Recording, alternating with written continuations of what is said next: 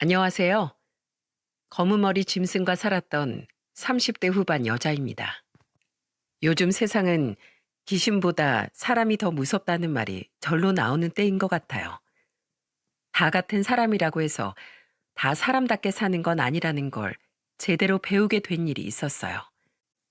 행복한 제2의 인생을 약속하면서 맺었던 100년 가약이 제 발목을 잡게 될 거라고는 상상도 못했습니다.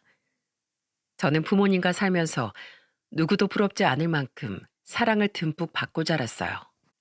사실 부모님이 절 금지 오겨 맡기셨던 이유 중에는 묻어둔 아픔이 있기 때문입니다. 저는 원래 외동딸이 아니라 집안의 장녀였어요. 밑으로 남동생이 있었는데 씩씩하고 언제나 성실한 동생이었어요. 그런 동생이 처음으로 아버지께 사달라고 조르던 게 오토바이였다는 게 화근이 된 거죠. 대학교에 입학한 남동생은 오토바이를 사려고 밤낮으로 아르바이트를 하러 다녔습니다. 그걸 본 아버지가 남동생을 다그치기도 했습니다. 넌 대학교를 입학했으면 공부를 해야지. 오토바이는 무슨 오토바이야? 나 고등학교 때부터 오토바이에 관심 많았던 거 아빠도 알잖아요.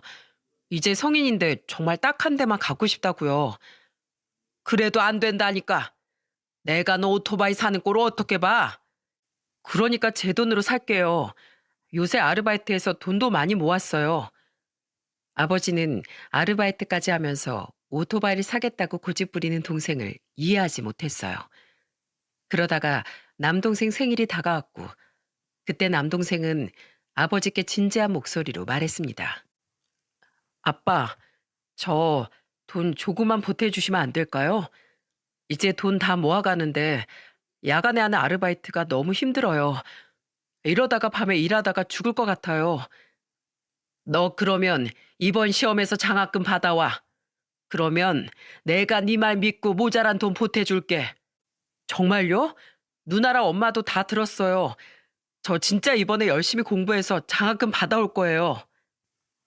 남동생은 아버지가 도와준다는 말에 소리를 지르면서 좋아했습니다.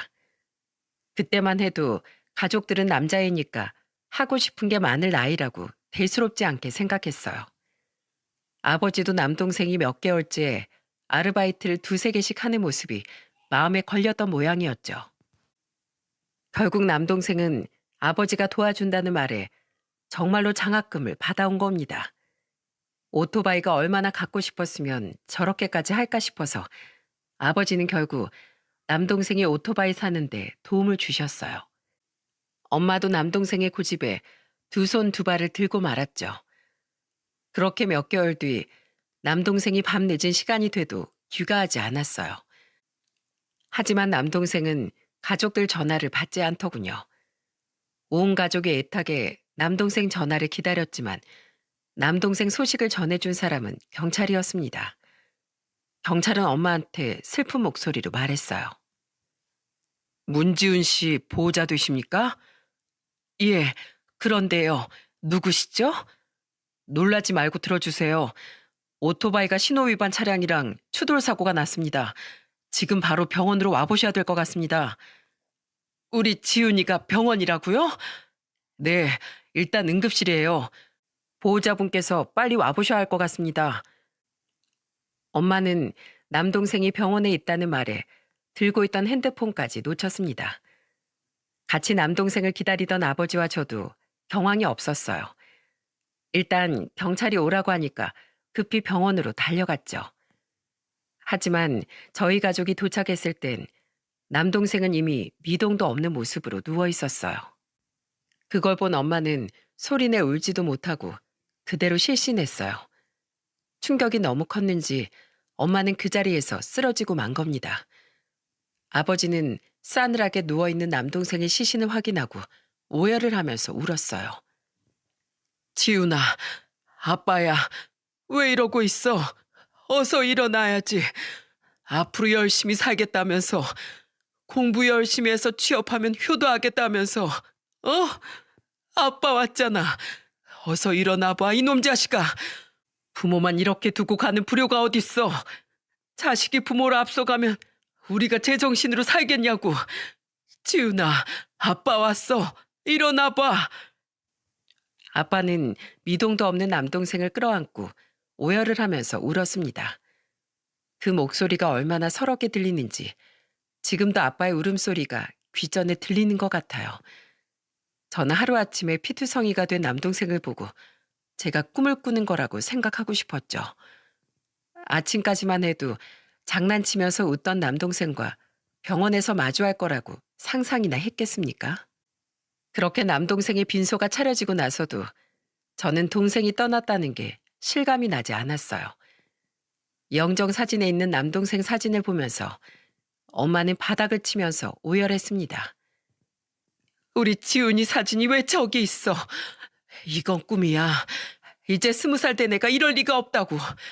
은영아, 이거 뭐가 잘못된 것 같아. 지훈이한테 어서 전화 좀 해봐. 엄마는 퉁퉁 부은 눈으로 저를 보면서 동생한테 연락 좀 해달라고 애원하셨어요. 아침까지만 해도 두 발로 멀쩡하게 걸어나간 아들이 영정사진에 담겨 있으니 엄마가 제정신일 리가 없었습니다. 엄마의 그런 모습을 보면서 조문객들은 엄마를 안고 다독였어요.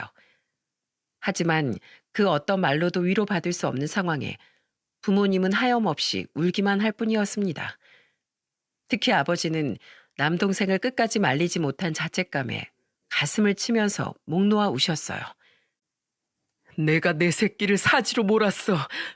내 탓이야. 내가 죄인이야. 아버지가 가슴을 치면서 우는 모습을 보면서 저는 아버지를 안아드리면서 말했습니다. 아빠, 아니야. 우리 가족 누구의 책임도 아니에요. 그땐 아빠도 남동생을 위해서 했던 선택이잖아요.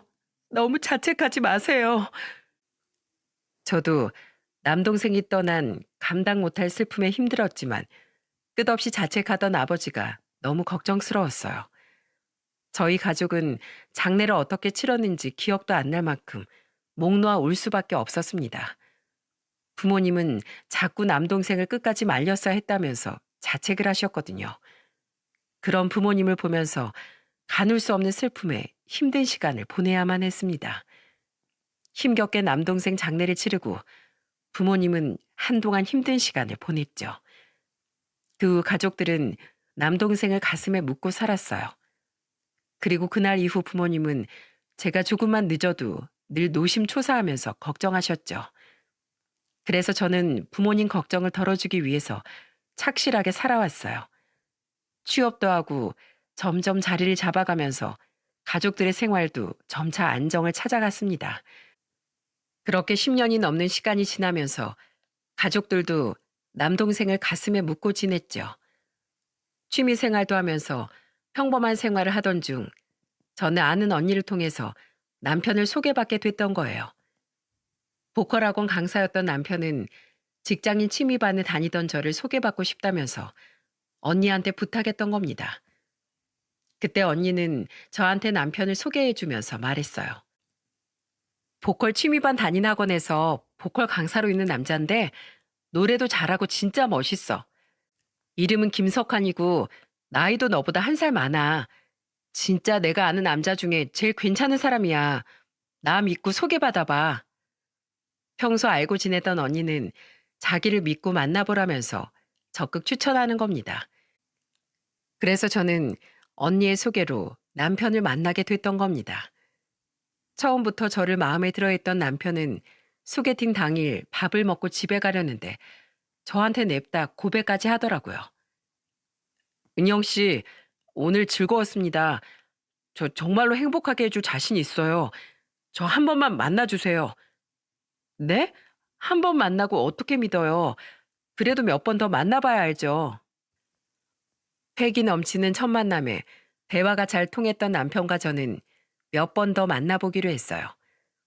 그렇게 몇 번 더 만나다 보니까 생각보다 저랑 더 잘 맞는 모습에 빠지게 됐죠. 결국 저는 남편과 연인 사이로 발전하게 됐고 남편은 정말로 저한테 잘해줬어요. 남편이 되기 전 남자친구였던 때는 지금 생각해도 잘하긴 했어요. 그의 진심이 뭐였든지 간에 남자친구 때는 저도 감동했던 적이 한두 번이 아니었습니다. 제가 회사에서 회식이 있는 날이면 남자친구는 회식이 끝날 때까지 저를 기다렸어요. 그리고 저와 같이 택시를 타주면서 걱정스러운 목소리로 말했습니다. 무슨 회식을 이렇게까지 늦게 해? 내일도 출근해야 되는데 너무 늦게까지 하는 거 아니야? 벌써 10시잖아. 나도 이렇게까지 길어질 줄 몰랐어. 미안해. 그냥 먼저 집으로 가지 그랬어. 나 데려다 주고 집에 언제 가려고. 난 어떻게 가도 괜찮아.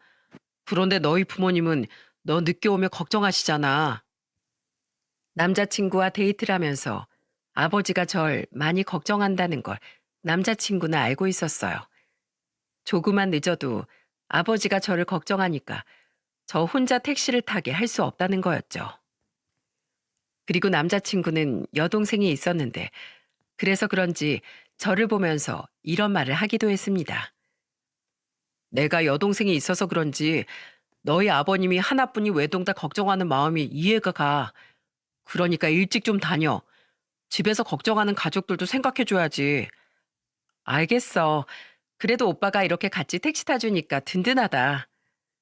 절대 혼자 집에 가는 건 안 된다면서 끝까지 저랑 같이 택시를 타고 집 앞까지 가주던 사람이었어요. 조금 늦게 도착했더니 아버지는 대문 앞에서 절 초조하게 기다리고 계셨습니다. 그런 아버지를 보자마자 저는 택시에서 내리면서 얼른 아는 체를 했어요. 아빠, 들어가서 기다리지 왜 나와 계셨어요? 넌 지금 시간이 몇 시야? 아무리 회식이라도 중간에 알아서 나왔어야지. 아버진 절 너무 걱정한 나머지 보자마자 화를 버럭 냈습니다. 그 순간 뒤이어 남자친구가 내렸고 그때 아버지는 남자친구와 처음 인사를 하게 된 거예요. 남자친구는 저희 아버지를 보자마자 큰 목소리로 인사를 했어요. 안녕하세요. 저는 은영이 남자친구 김석환이라고 합니다. 자네도 같은 회사에 다니는 건가? 왜 여기서 같이 내려? 아닙니다. 전 보컬 학원에서 보컬 강습을 가르치는 강사입니다. 은영이가 회식이 늦어진다고 해서 제가 기다렸다가 같이 왔어요. 너무 걱정 마세요. 정말? 이 시간까지 우리 은영이를 기다려준 거야? 네. 저도 여동생이 있어서 늦게 오면 걱정돼서 집에 가만히 못 있어요. 그래서 은영이도 직접 데려다 주려고 기다렸습니다. 남자친구는 근심 가득한 아버지를 보면서 걱정하지 말라면서 말했어요. 그 모습을 보고 아버지는 금세 표정이 풀어지셨죠. 그리고 아버지는 인사를 나누고 들어가면서 저한테 진지한 목소리로 말하셨어요. 아주 듬직한 남자친구를 만났네. 우리 딸이 보는 눈이 있어. 다음에 정식으로 집에 초대해라. 네 엄마도 아주 마음에 들어할 것 같다. 정말? 알겠어. 내가 다음에 정식으로 인사드릴게요.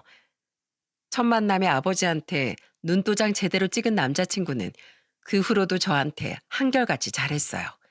비록 능력 좋고 많은 자산이 있는 사람은 아니었지만 늘 저한테 진심을 다하던 사람이었습니다. 그렇게 1년 정도 연애를 하다가 저희는 결혼까지 약속하게 됐어요. 30 중반에 만난 저희는 미래까지 약속하게 됐죠. 그리고 이런 남자라면 정말 평생 행복하게 살 자신도 있었어요. 그렇게 처음으로 저희 집에 인사로 온 남자친구를 보면서 엄마는 다정한 목소리로 말하셨어요. 우리 남편이 칭찬을 많이 해서 자주 들었어요. 은영이한테 잘한다는 말을 들어서 그런지 보기만 해도 아주 좋네. 아닙니다. 은영을 위해서라면 당연히 해야죠.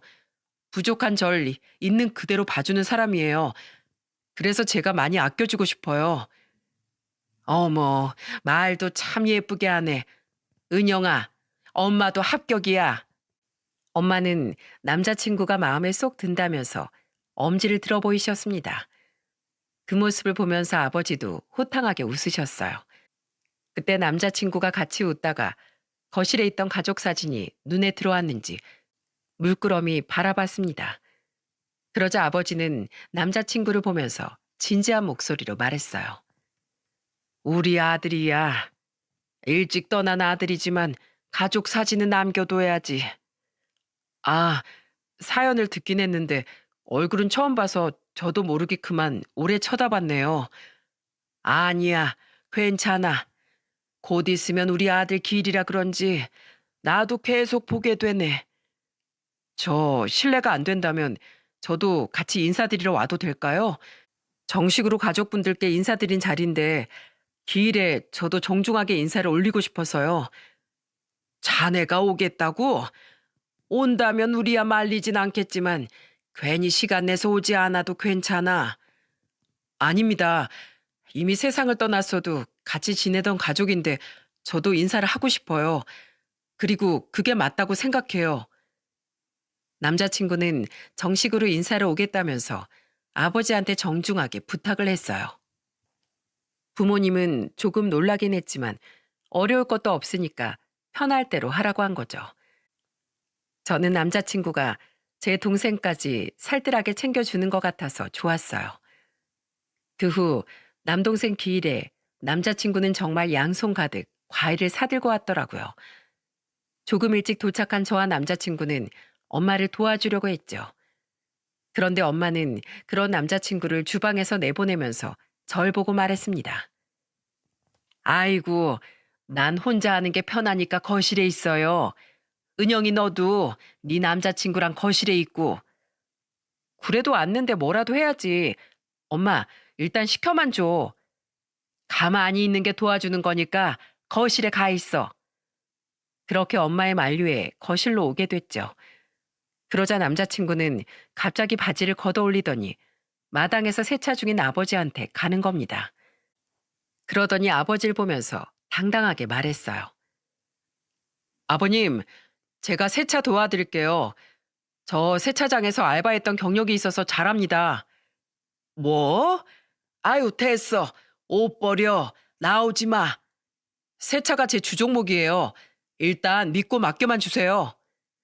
아버진 한사코 나오지 말라고 말렸지만 남자친구는 아랑곳하지 않고 달려나가더니 세차를 시작했습니다. 초겨울 날씨라 쌀쌀했는데 이마에 땀방울까지 맺혀가면서 일하는 모습에 아버지는 감탄을 하면서 말했어요. 자네 오늘 세차하러 온 것도 아닌데 살살해. 누가 보면 내가 출장 세차 부른 줄 알겠어. 기왕 하는 거 제대로 해야죠. 오히려 운동도 되고 너무 좋은데요. 남자친구의 말에 아버지는 크게 웃으셨습니다. 그리고 그날 세차를 끝내고 들어오면서 아버지는 오랜만에 즐거운 표정으로 들어오시더군요. 제사를 다 지내고 아버지는 술 한 잔을 남자친구에게 따라주면서 말했습니다. 난 자네가 정말 마음에 쏙 들어. 우리 아들이 살아있었다면 자네처럼 잘 자랐을 것 같아. 내가 건물이 하나 있는데 우리 아들이 나랑 같이 그 건물 쓸고 닦던 애야. 그 생각이 나서 그런지 자네만 보면 우리 아들이 생각나. 과찬이세요. 아마 저보다 더 훌륭하게 컸을 거예요.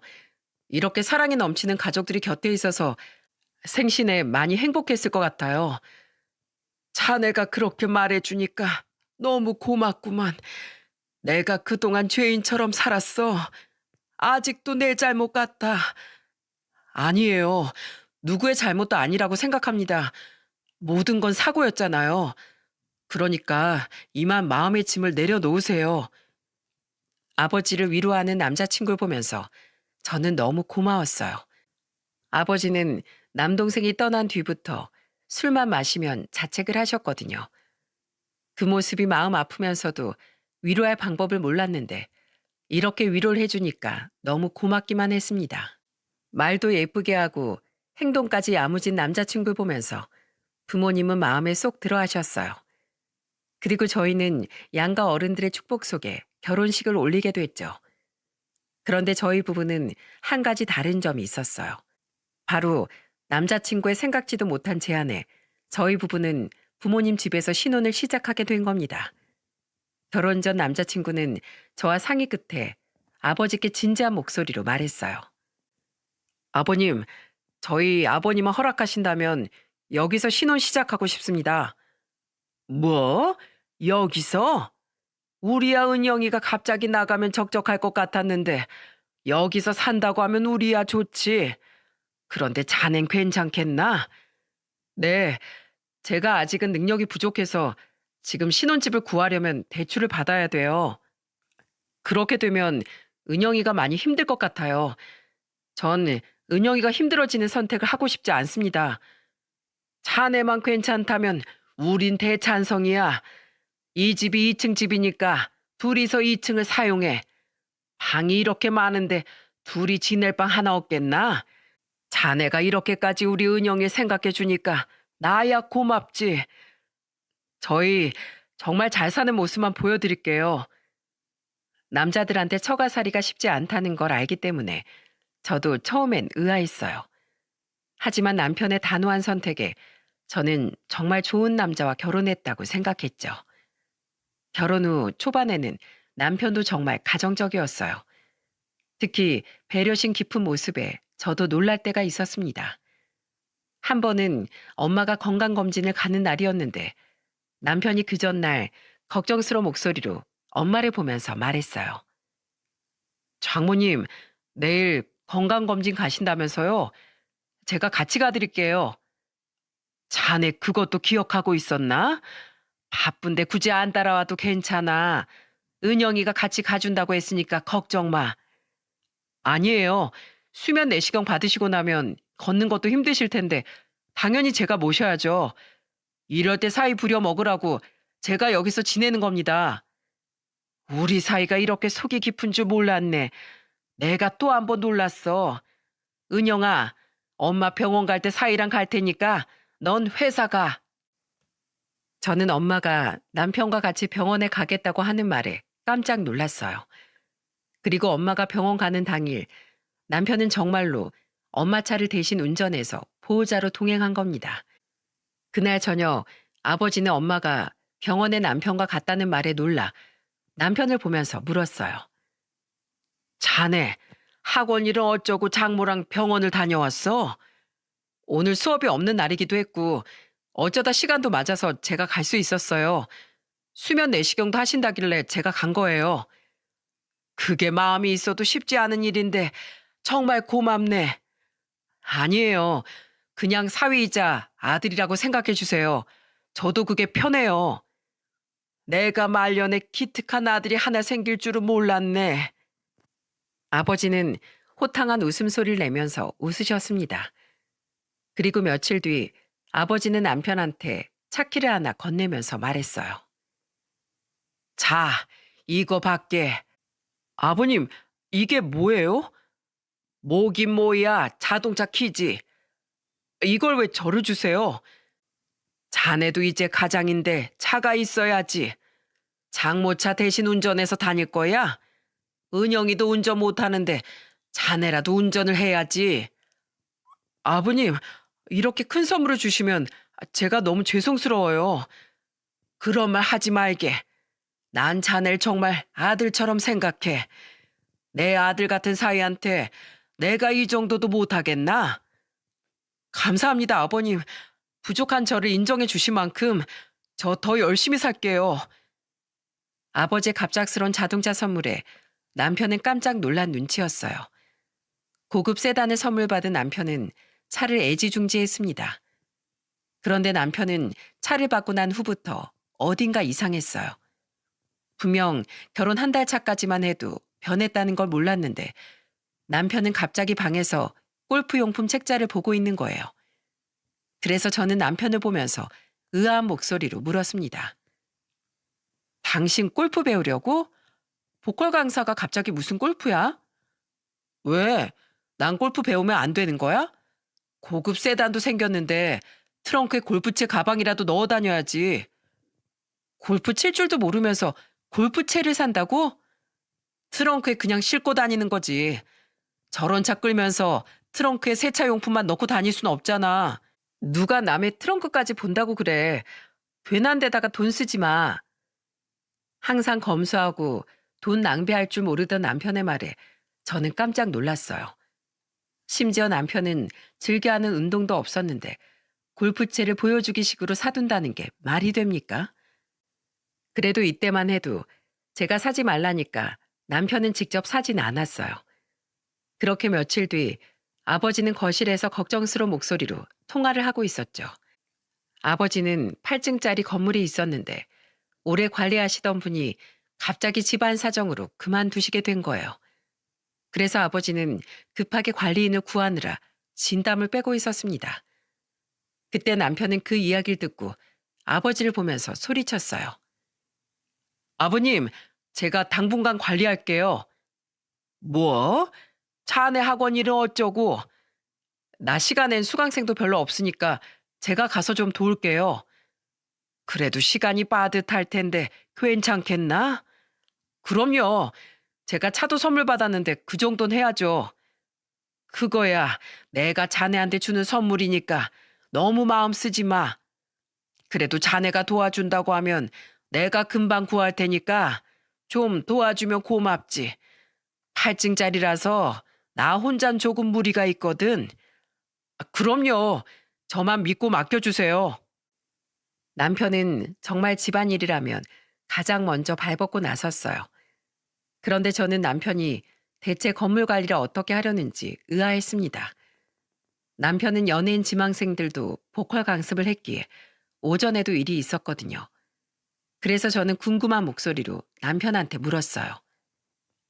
여보, 진짜 시간이 나는 거야? 학원은 어쩌고? 걱정 마. 다 시간이 나니까 하는 거야. 오전에도 수업이 꽉 차 있는데 어떻게 하겠다는 거야? 내가 알아서 할게.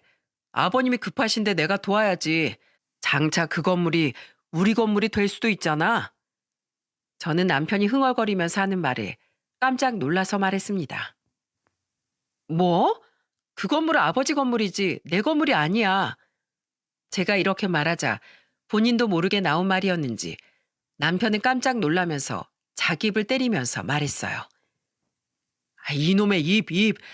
내가 말 실수했어. 신경 쓰지 마. 남편의 말에 정말 깜짝 놀랐어요. 하지만 자기가 실수했다면서 말을 바꾸는 모습에 대수롭지 않게 넘어갔습니다.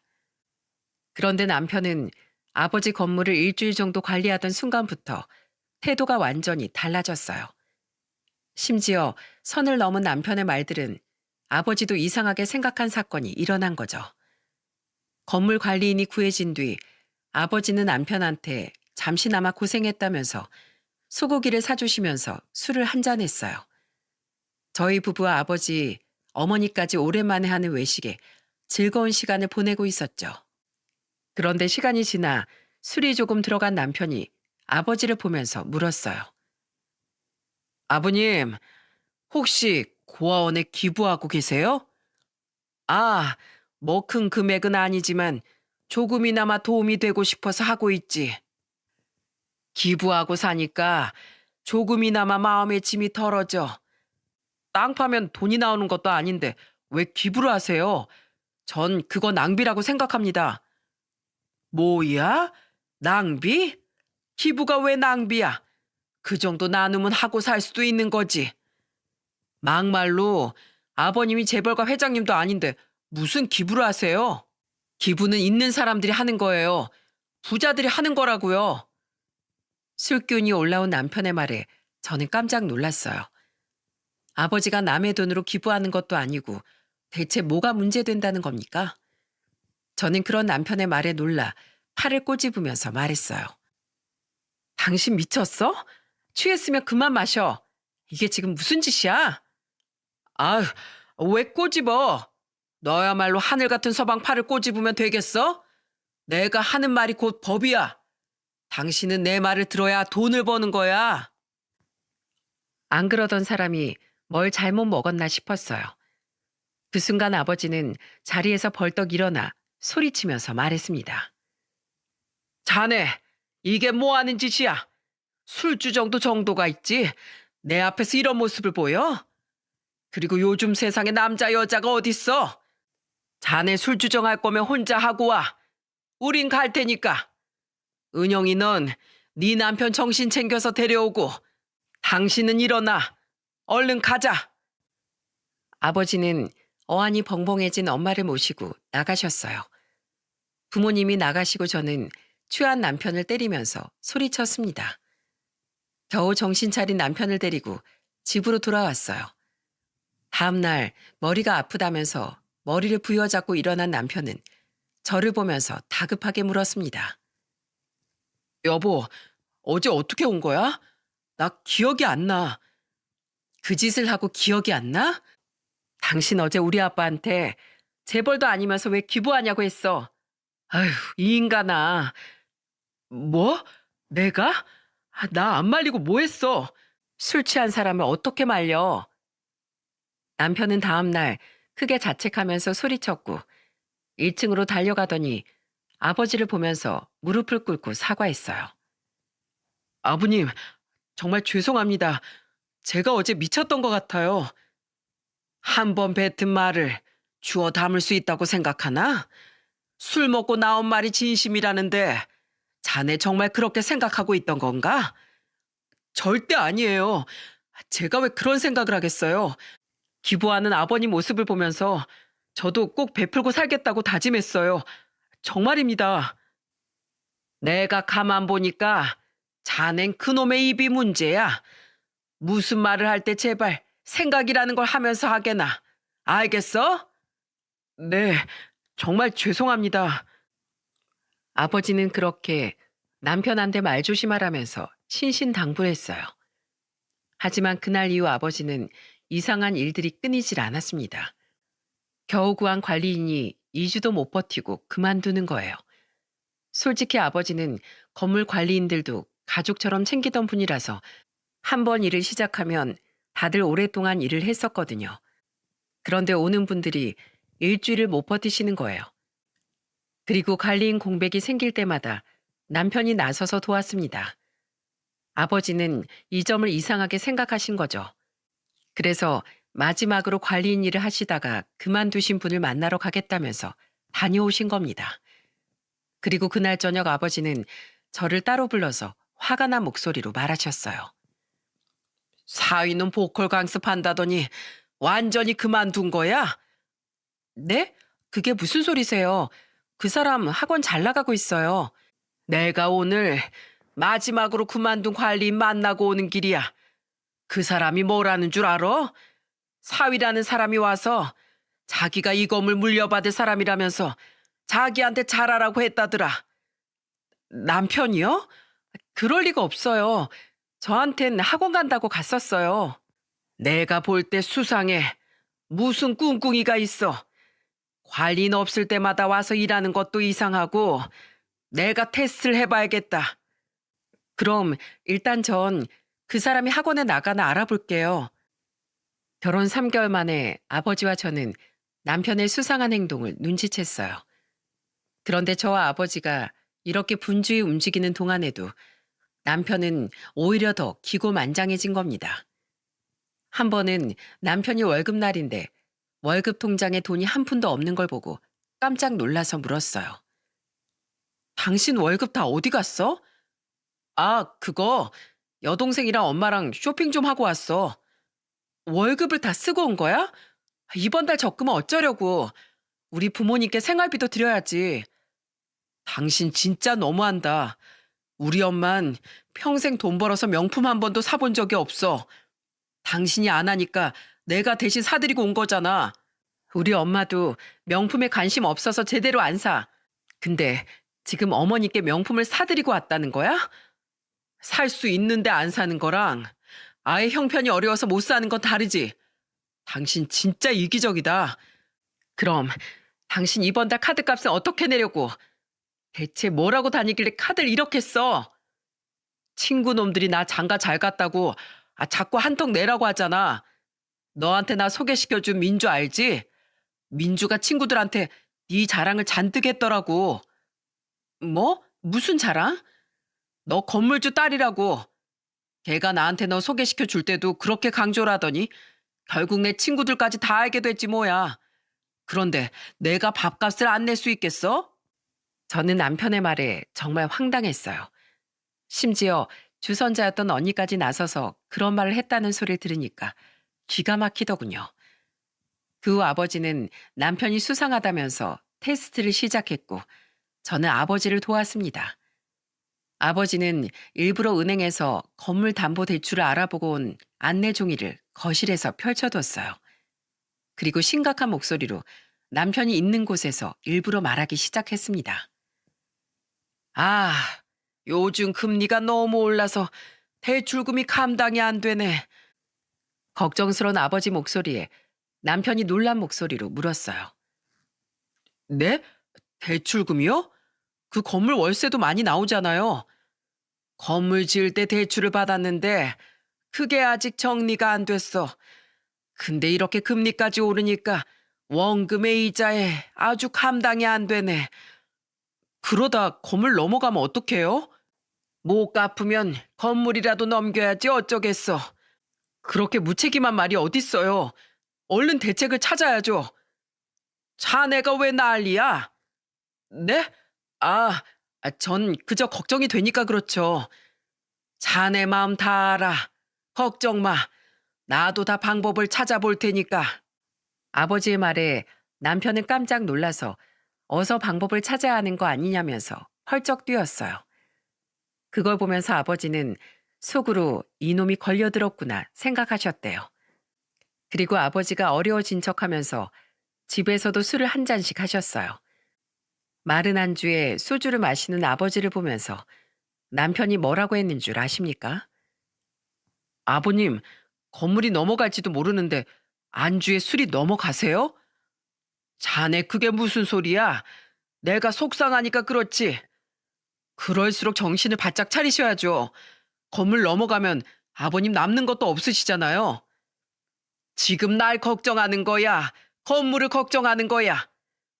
겸사겸사죠.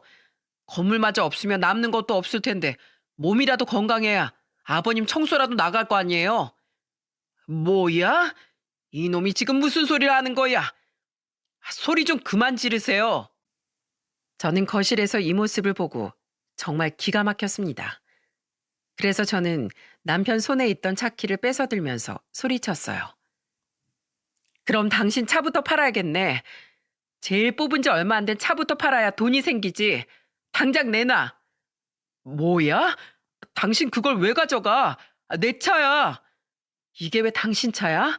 우리 아버지가 사준 차잖아. 지금 대출 금리 때문에 건물 넘어가게 생겼는데 이딴 차가 문제야? 와, 결혼하고 4개월 만에 집안이 휘청거리면 이거 사기 결혼 아니야? 당신 말 다 했어? 됐다, 됐어. 말을 말자. 아휴, 내 팔자야. 남편은 아버지가 어려워졌다는 걸 안 순간부터 더 이상 잘 보이려고 노력하지 않는 겁니다. 그때 아버지가 절 따로 불러서 말하셨어요. 은영아, 내일 아침에 9시까지 저놈 데리고 거실로 내려와. 아침에 내가 본색 나오게 만들어야겠다. 아빠, 무슨 방법이 있어요? 내가 다 생각이 있어.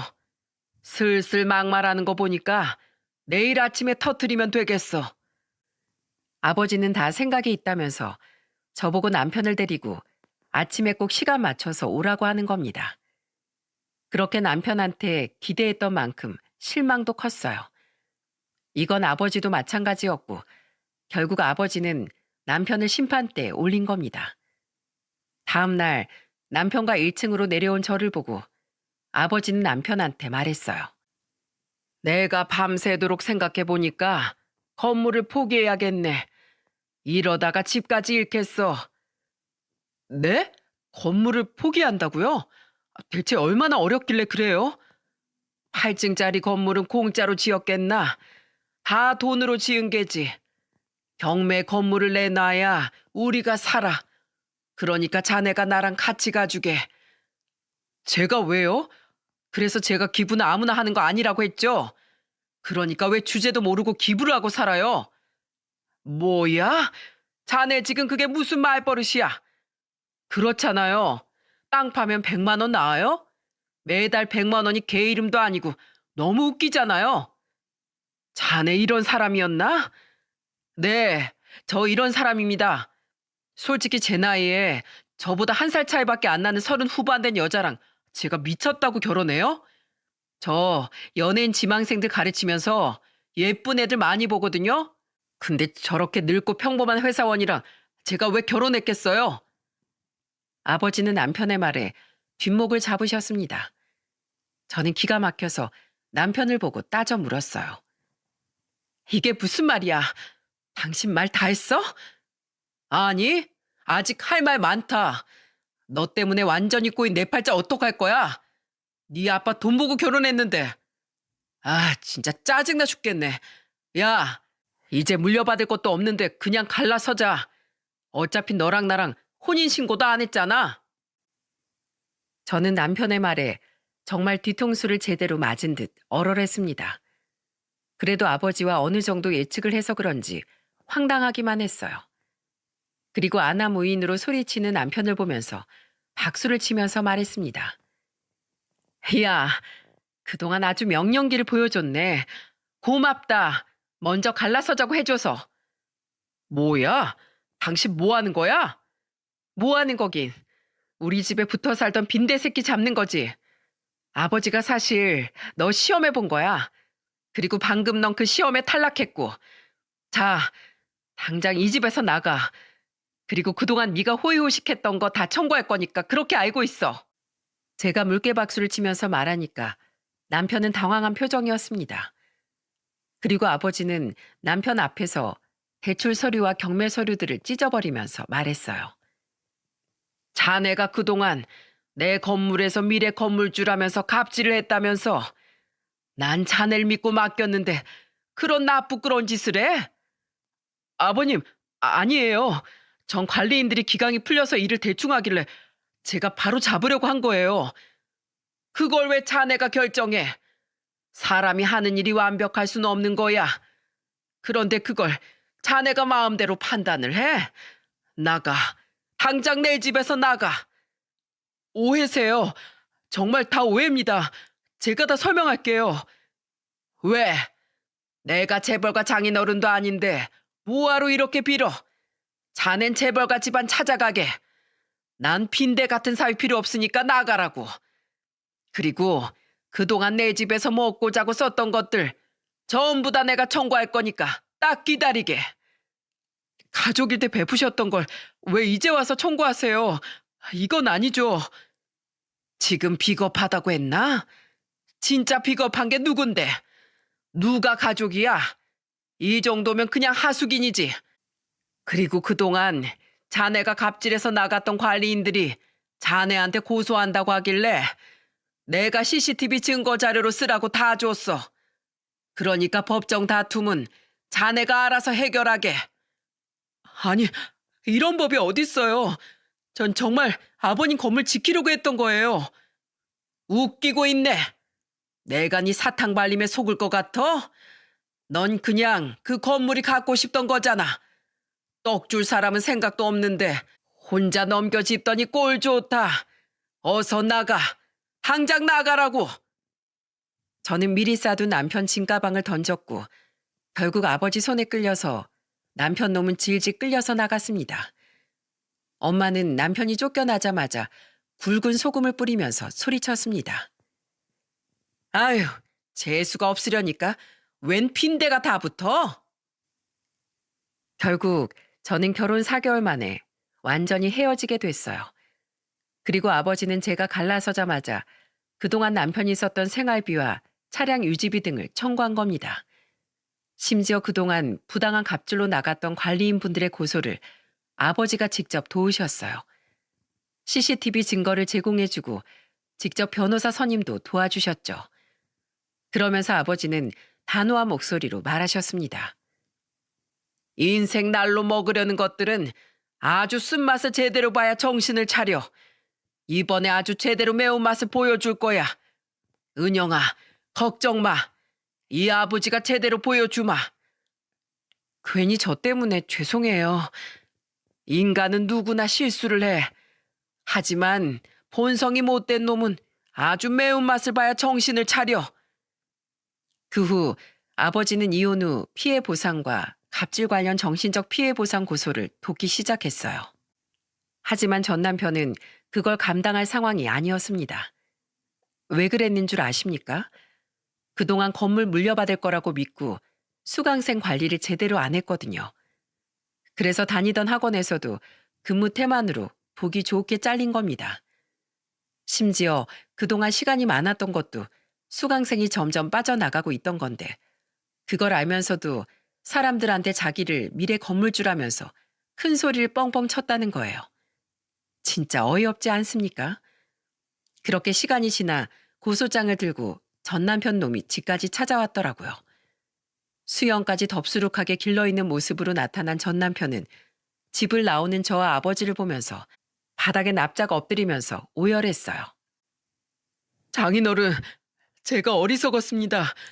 이번에 제대로 배웠어요. 다시 받아주신다면 정신 차리고 살겠습니다. 저 학원에서도 잘려서 합의금도 없어요. 합의금은 고사하고 위자료 줄 돈도 없다고요. 그럼 정정당당하게 노동을 해야지. 고작 한다는 게 비는 거야? 에라이 한심한 놈아. 당장 썩 꺼져. 내가 너 같은 놈을 아들 같은 사이라고 생각한 게 한심하다. 당장 꺼져. 제발 한 번만요.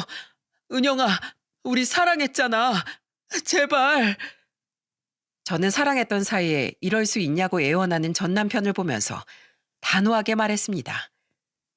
네가 날 사랑해? 넌 내 뒷배경을 사랑한 거잖아. 네 본색 제대로 알았어. 우연이라도 넌 마주치기 싫어. 비켜, 이 빈대 같은 놈아. 아버지는 끝까지 안 가려는 전 남편을 경찰에 신고했어요. 결국 빈대 같던 놈은 접근 금지 판결이 나서 근처에도 못 오고 있답니다.